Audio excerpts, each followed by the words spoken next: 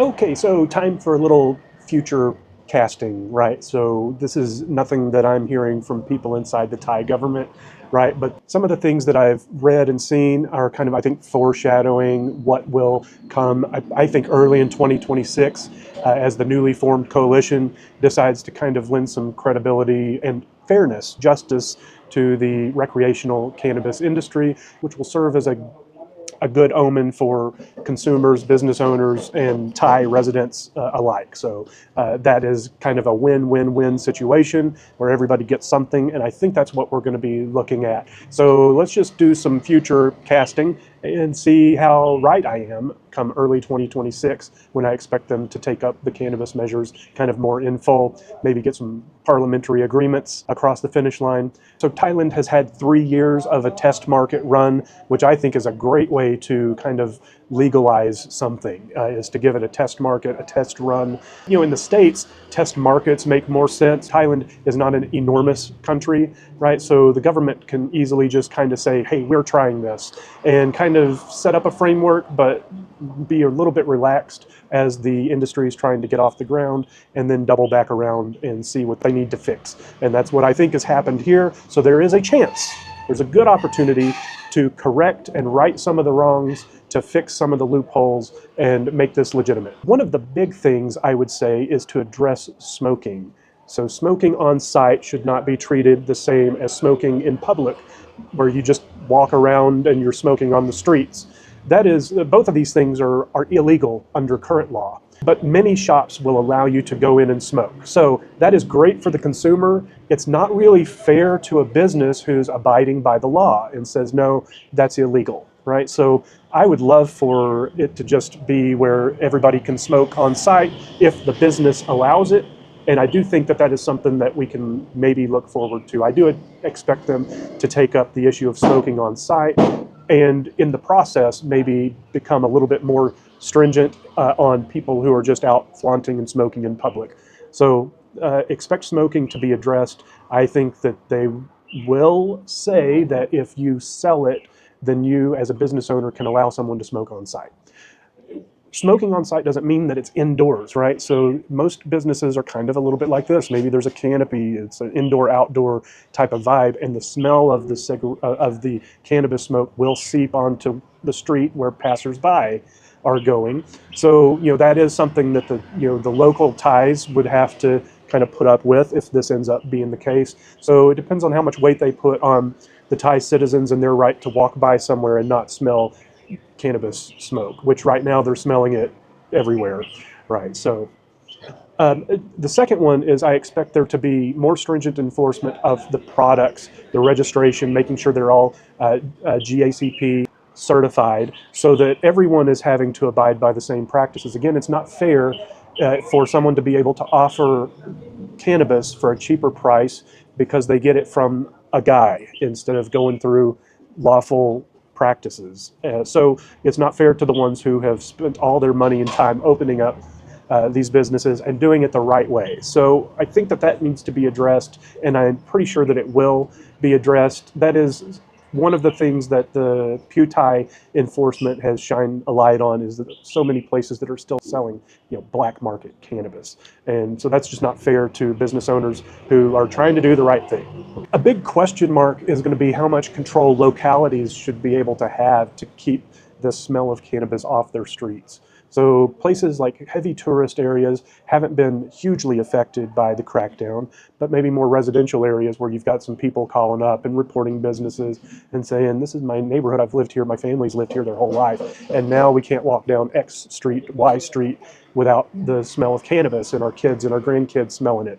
So that's going to be an interesting one. So I think whatever they decide on this, you can expect tourist areas to be exempt from some crackdowns. Okay, that's just kind of how it goes, right? And that's how it goes in other areas too. There are gray areas in Thailand where legality and enforcement, there's a big gap. For example, prostitution is illegal in Thailand, but we all know there are people that will sell their services for a fee to an adult, right? So you go into massage parlor, a girly bar, or you see freelancers in these types of areas that will make a deal with you if you're a guy or a girl, and so they will sell services for money.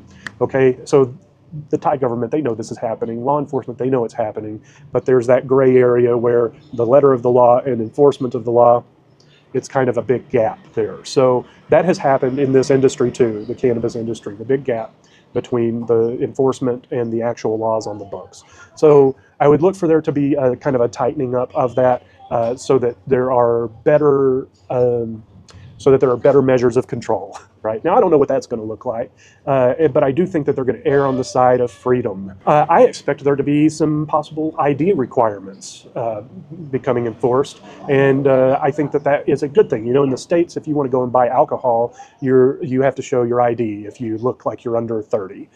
Sometimes in Thailand, everybody looks under 30, right? So, but some sort of ID control, maybe especially if you're ordering a large quantity. I think that's going to be, the smuggling and the selling and then redistributing. I think that's going to be something that's going to be monitored a little closer. And I think ID is a good way to do that. So, if you're a tourist coming, you most always have your passport on you anyway. If you're going someplace new, if you're going to a doctor or they all ask for a passport or an ID.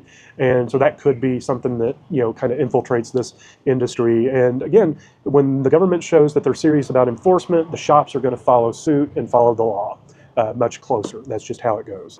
So, those mass purchases, tracking mass purchases, that also leaks into online sales, I think, too. So I think there's going to have to be some sort of accountability there for who's buying what online, so that it's not just somebody that's buying for him and his extended family and just handing it out, to everybody. So there might be some limits on the amount you can buy in a month, or it might just be something that's just tracked for general purposes. Thailand does have digital ID tracking now, so this is kind of the way that it's going, digital payments, everything digital, so that there is more control. And I know that scares a lot of people, but again, Thailand is pretty cutting edge with how they've approached the whole cannabis industry. So kudos to Thailand for taking the chance, for jumping off that ledge and trying to figure it out as they go. Vending machines are legal. I've never seen them before, but apparently you can kind of go and you can purchase in a vending machine just like you get a drink or a refreshment of some sort. And so those are probably going to go away to the extent that they haven't already. And there's weed shop on every corner in Thailand of some form or fashion. So the need for vending machines probably isn't as high, no pun intended. So, lastly, I would hope that I don't expect this, I hope that there's a way for people to cultivate this themselves if they have a medical license. Residents of Thailand, Thai citizens who it's maybe harder for them to get around, should be able to maybe do this themselves and smoke their own product. I'm from Portland, Oregon, and Oregon allows you to 6 plants at a time, even just recreationally. So that would be something cool for the Thai people that need it to be able to do that, save themselves some time and money, and it's fun to grow stuff. And lastly, edibles, the edibles, those did kind of come off of a lot of shelves when the Thai government was kind of walking around, because that's never been legal to sell recreationally. That's been only medically available, even once recreational became kind of the thing. So hopefully there's going to be some clarity and enforcement on that, either to allow people to sell them, but they have to go through the local guidelines for good products, so that you know what's in it and you know how much is in it, right?